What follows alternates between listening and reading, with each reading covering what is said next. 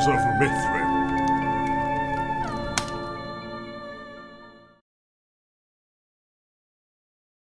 Skeleton Crew, read by Lorenzo, Part 14, New Beginnings. The sun was well up now. Elvin and Derval resurfaced from the waters, breathing deeply as they caught their breath again. "Looks like that's about it," Derval called up to the deck. They each grabbed a hold of a rope ladder that had been dropped down on the side of the pirate ship. The ship itself no longer bore the Black Jack, though. It had been withdrawn and replaced with a hastily thrown together white flag and promptly thrown overboard in the hopes it would not be seen that this had been a pirate vessel. Ducky reached down and lifted each of them up onto the deck with a grin on his face. "Good job down there," he smiled. On the deck there were figures of Notley and their own captain, bandaged and being checked over by sailors. They had all made their way onto the remaining ship, and after several dives to the splintered wreckage of the ship, they had retrieved those that had remained below deck. Derval led the others up onto the poop where the now former captain of the pirate ship was standing, looking out at the rising sun. "They're all gone," she said, not turning out to look at the newcomers. Elvin made to step forward, but Derval passed a hand against him and he stayed. "What do I do now?" "That's up to you," a voice picked up behind her. It was Ducky. She rounded on him. "Is it?" she shouted. "I've lost my ship, I've lost my crew, and when we dock, it's off to the mines for me." She kicked at the deck and a small piece of wood arced off and landed in the water. "Well, no, actually," Derval broke in. "The captain's come round now, and here's the thing. You can be crew or you can be a passenger that gets put down at the dock. As far as everyone's concerned, the pirates all went down with our ship." She took off her tricorn hat and looked it over. A true pirate's hat. She flung it out into the sea. "So it's up from the bottom again then, is it?" she sighed. "Well, there's one more thing." Elvin stepped forward. "You see, it would not be right to just take your ship, even if a ship is owed." He brought round a hand and held it out to her. "I spoke with the captain, and I think this should cover the expense." She looked at the purse of monies he had handed her. "About 10 times over," she shouted angrily. "I don't want your charity. I want—" "A ship and a crew to run it," Elvin cut in. "And it seems we are responsible now for you having neither." She hesitated. "It's hard," Elvin said, looking her in the eye.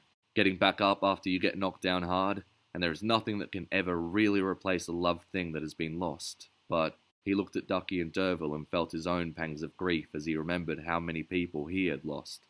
"But you need to find new beginnings, otherwise you get lost in the endings." Not much was said after that. The former pirate captain, who gave her name to the passenger list as Eliza, went below to gather some things. Up on the deck, all hands did their best to sail the ship in to dock. It was still several days' journey onto the port city of Alexia where they had been due to dock. There was much to do to bring the ship in. In time, though, they sighted land, and as the sun was riding down towards dusk again, they pulled into the harbour and moored up. When they lowered the gangplank, a host of wardens was waiting, ready to board and search the vessel. The captain, still only partially recovered, gave as good an explanation as could be managed, telling the tale of the pirates and the battle with the necromancer and the kraken. It seemed that some of this was already known to them, and they had been alerted to the possible arrival of the necromancer himself. The cabins were all searched, and many of the first mate's belongings were confiscated. Sometime later, though, Ducky, Derval, and Elvin made their way ashore with Eliza. They said their farewells, and she disappeared into the crowd of the busy port. "So what do we do now?" Ducky asked, looking back at the dock and the busy loading and unloading of cargo. "Another ship?" Elvin asked. "No, thank you," Derval exclaimed. "I've had about enough of the high seas." "Well, there is only one way to go then, I guess." Elvin shrugged and turned to look at the sprawling city ahead of them. Tall sandstone structures rose in all directions. Ornate archways and intricate stained glass windows seemed to cover every avenue and highway.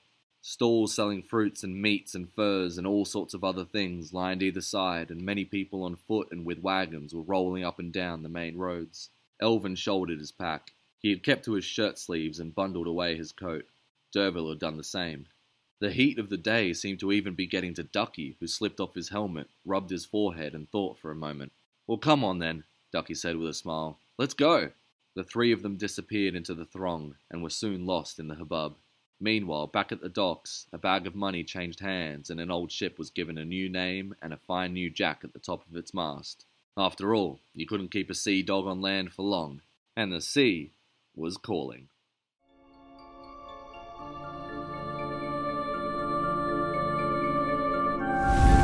Tales of Mithrym are written by Jimmy Clephane. Mithrym is a fantasy world built for the Dungeon Room role-playing game system.